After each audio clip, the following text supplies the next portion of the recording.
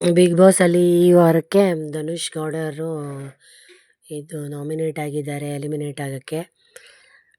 Dhanush ಗೌಡಗೆ vote ಹಾಕಿ ಅವ್ರಿಗೆ support ಮಾಡಿ. ಗೀತಾ ಸೀರಿಯಲಲ್ಲಿ ಇರೋವಂಥ ಧನುಷ್ ಗೌಡ ಅವರಿಗೆ ಸಪೋರ್ಟ್ ಮಾಡಿ ಅಂತ ಹೇಳ್ಕೊಳ್ತೀವಿ. ನಾವೆಲ್ಲ ಧನುಷ್ ಗೌಡಗೆ ಸಪೋರ್ಟ್ ಮಾಡ್ತಾಯಿದ್ದೀವಿ. ಅವರಿಗೆಲ್ಲ ಎಲಿಜಿಬಿಲಿಟಿ ಇದೆ, ಚೆನ್ನಾಗಿ ಆಟ ಆಡ್ತಾರೆ.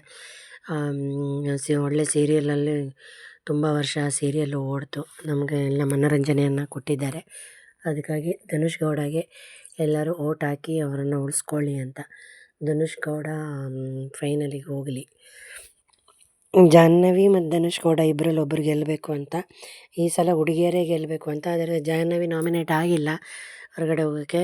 ಧನುಷ್ ಗೌಡ ಅವರು ಈ ಈ ವಾರದಲ್ಲಿ ನಾಮಿನೇಟ್ ಆಗಿದ್ದಾರೆ ಅವರ ಮನೆಯಿಂದ ಹೊರಗಡೆ, ಬಿಗ್ ಬಾಸ್ ಮನೆಯಿಂದ ಹೊರಗಡೆ ಹೋಗೋಕ್ಕೆ.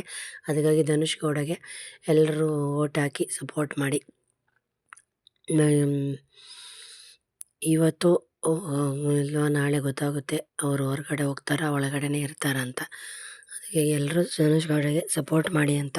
ಕೆಲವು ದೇವರು ಚೆನ್ನಾಗಿ ಆಟ ಆಡ್ತಾರೆ, ಆದರೆ ಅವರು ಹಿಂದ್ಗಡೆಗೆಲ್ಲ ಕತ್ತಿ ಮಸೀತಾ ಇದ್ದಾರೆ. ತುಂಬ ಜನ ಅವರಿಗೆ ಹಿಂಸೆ ಕೊಡೋಕ್ಕೆ ಶುರು ಮಾಡಿದ್ದಾರೆ. ಅವರು ಅದ್ಯಾರೋ ಡಾಗ್ ಸಾಕೋನು ನನಗೆ ನಾಯಿ ಸಾಕೋನು ಅಂತ ನಾಯಿ ಸಾಕೋರು ಅಂದೆ ಮತ್ತೇನಂತಾರೆ. ಅವರೇನು ಕೆಟ್ಟದಾಗಿ ಏನು ಹೇಳಿಲ್ಲ.